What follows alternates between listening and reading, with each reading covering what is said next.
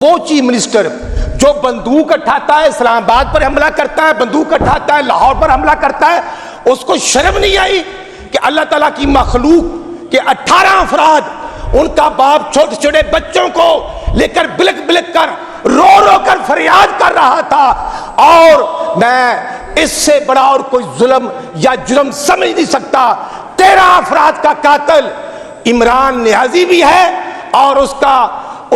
عثمان بزدار رانا صاحب آپ صرف اتنی بتائیں۔ میرا یہ دل کرتا ہے اور میری یہ خواہش ہے کہ میرے اس ہاؤس کے ممبران اس کو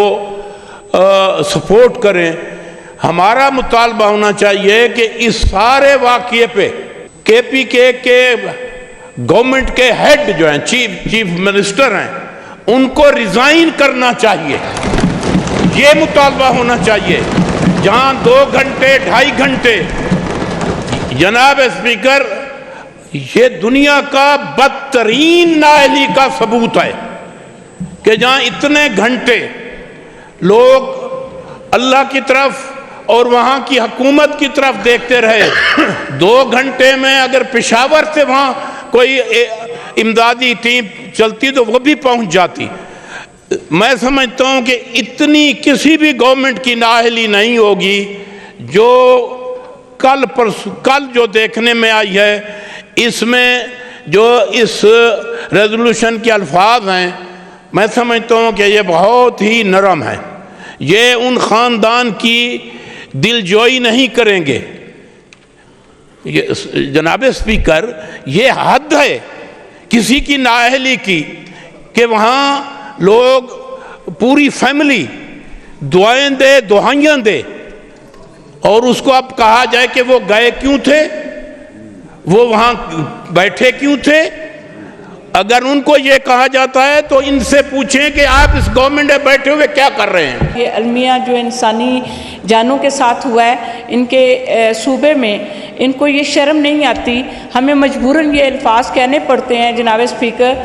کہ انہوں نے جب یہ خود وزیر اعظم تھے، ان کا دور حکومت تھا، دور بادشاہت تھا، اس وقت تو یہ وزیر اعظم ہاؤس سے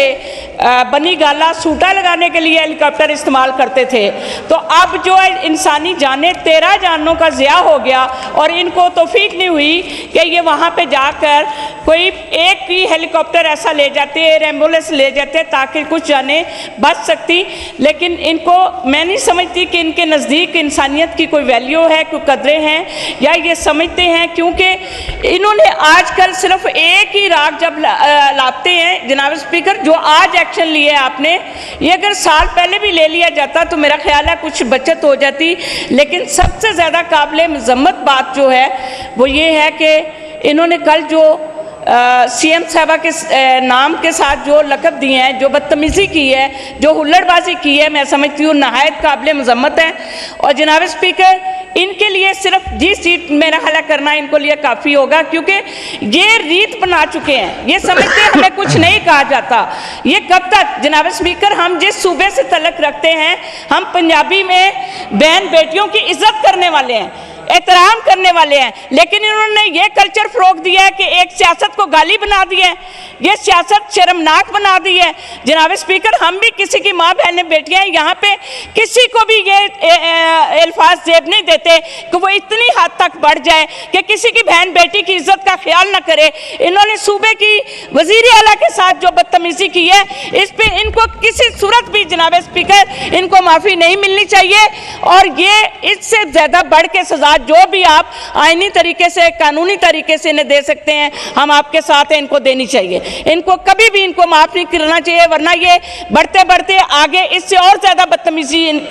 کی شے ملے گی ان کو جناب اسپیکر۔ اور تمام عورتوں کی یہاں پہ میں سمجھتی ہوں توہین ہوئی ہے، صوبے کی عورتوں کی 54% نمائندگی کی توہین کی ہے انہوں نے، اس کو یہ قابل مذمت بھی ہے اور ان کی قابل مرمت بھی ہے۔ ایک میں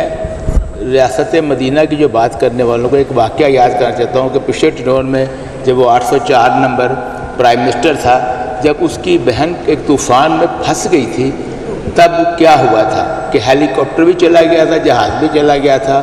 اور اس وقت اس کو بچایا گیا تھا۔ اس وقت کے پرائم منسٹر سو کالڈ کی بہن کو بچانے کے لیے ریاست جو ہے وہ پورا ہل گیا تھا، اور آج सियालकोट के हमारे बहन भाई या कोई भी बंदा इस मुश्किल में है तो उसको जनाब रियासत सपोर्ट ना जी करे। शुक्रिया।